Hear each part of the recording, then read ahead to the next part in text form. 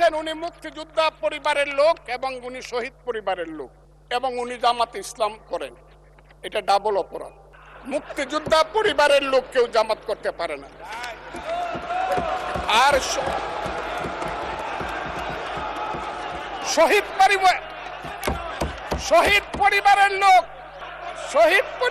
মাননীয় সদস্যবৃন্দ, ওনাকে বলতে দেন।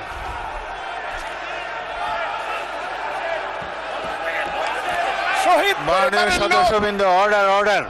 আপনারা শৃঙ্খলা রক্ষা করুন। মাননীয় সদস্যবৃন্দ, সংসদে শৃঙ্খলা রক্ষা করুন। মাননীয় সদস্য ফজলুর রহমান, আপনি শেষ করুন, কষ্ট পাইতেছেন, বক্তব্য শেষ করুন। আমি আবারও বলে রাখলাম, শহীদ পরিবারের লোক তো জামাত করতেই পারে না, আর জামাত করলে ডাবল অপরাধ করতেছে। দুই, তাহলে